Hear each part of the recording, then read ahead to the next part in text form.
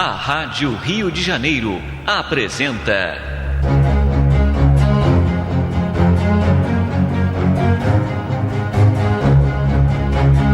a atualidade da mensagem de Chico Xavier.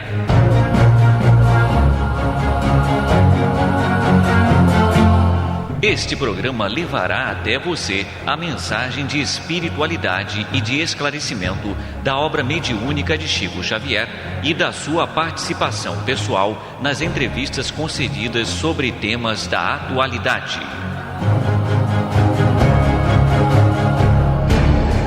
O nosso programa de hoje relembrará o tema religião, contida no Velho Testamento, abordado por Francisco Cândido Xavier e por Emmanuel.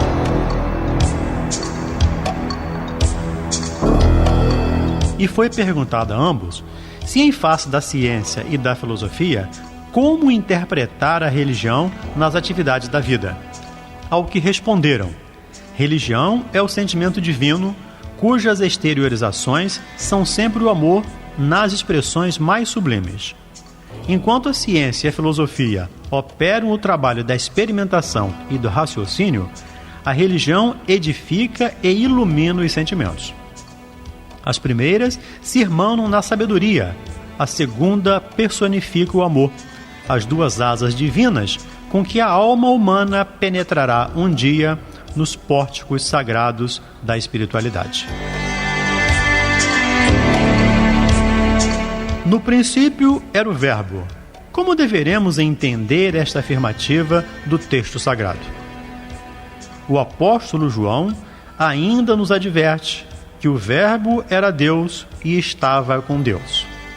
Deus é amor e vida, e a mais perfeita expressão do Verbo para o planeta terrestre era e é Jesus, identificado com a sua misericórdia e sabedoria desde a organização primordial do planeta.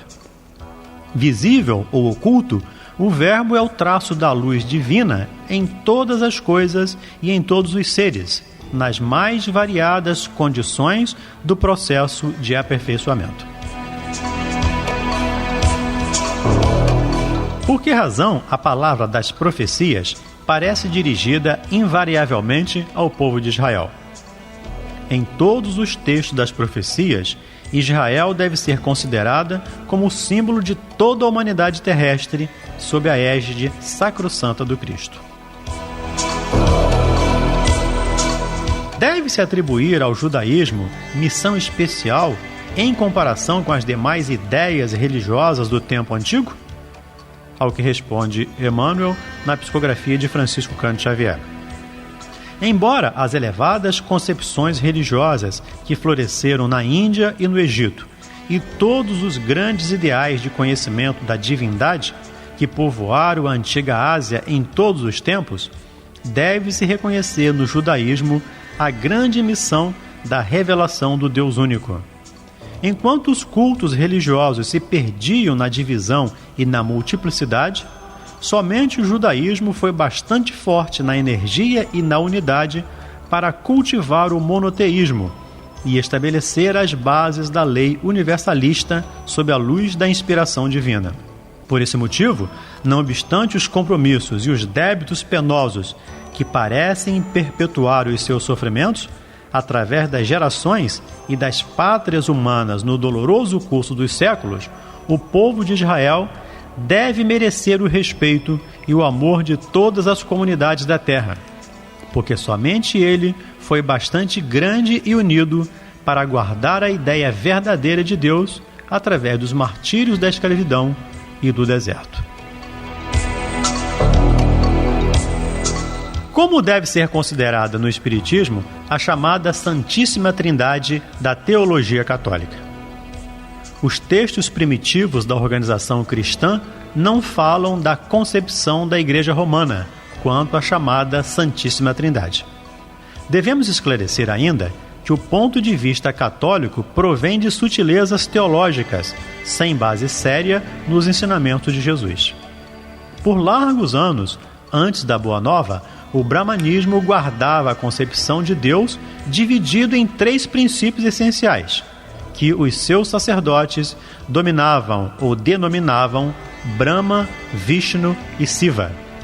Contudo, a teologia que se organiza sobre os antigos princípios do politeísmo romano necessitava apresentar um complexo de enunciados religiosos, de modo a confundir os espíritos mais simples, mesmo porque sabemos que se a Igreja foi, a princípio, depositária das tradições cristãs, não tardou muito que o sacerdócio eliminasse as mais belas expressões do profetismo, inundando o Evangelho sob um acervo de concepções ou convenções religiosas e roubando às revelações primitivas a sua feição de simplicidade e de amor.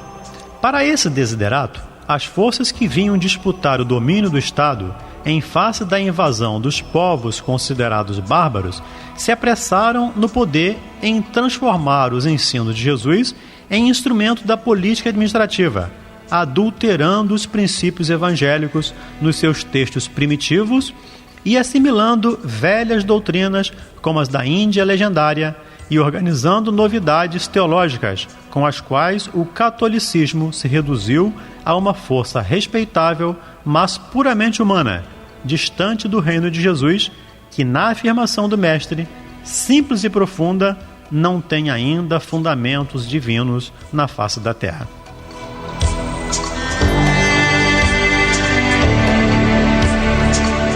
Como interpretar a antiga sentença "Deus fez o mundo do nada"? Responde Emmanuel. O primeiro instante da matéria está para os espíritos, na minha esfera, tão obscuro quanto o primeiro momento da energia espiritual nos círculos da vida universal. Compreendemos, contudo, que sendo Deus o verbo da criação, o nada nunca existiu para o nosso conceito de observação, porquanto o verbo, para nós outros, é a luz de toda a eternidade.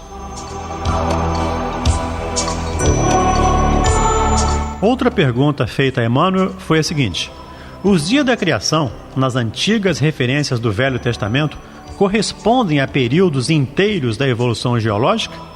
E ele respondeu o seguinte: os dias da atividade do Criador, tal como nos refere o texto sagrado, correspondem aos largos períodos da evolução geológica, dentro dos milênios indispensáveis ao trabalho da gênese planetária, salientando-se que, com esses, a Bíblia encerra outros grandes símbolos inerentes aos tempos imemoriais das origens do planeta.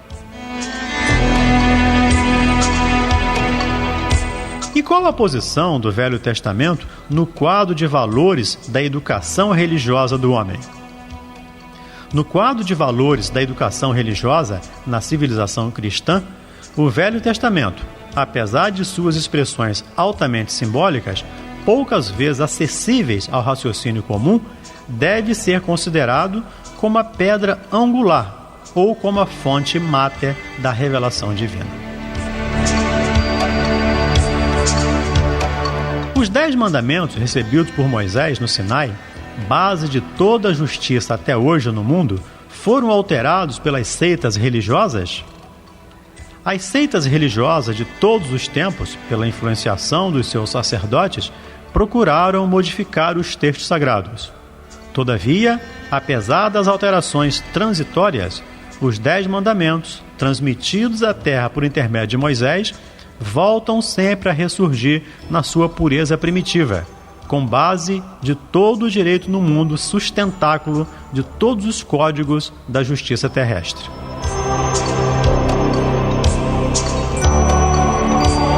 Outra questão feita a Emmanuel foi a seguinte: como entender a palavra do Velho Testamento quando nos diz que Deus falou a Moisés no Sinai? Estais atualmente em condições de compreender que Moisés trazia consigo as mais elevadas faculdades mediúnicas, apesar de suas características de legislador humano. É inconcebível que o grande missionário dos judeus e da humanidade pudesse ouvir o Espírito de Deus. Estais, porém, habilitados a compreender agora que a lei, ou a base da lei, nos 10 mandamentos, foi-lhe ditada pelos emissários de Jesus, porquanto todos os movimentos de evolução material e espiritual do planeta se processaram como até hoje se processam, sob o augusto e misericordioso patrocínio. Muita paz e até o nosso próximo programa. A Rádio Rio de Janeiro apresentou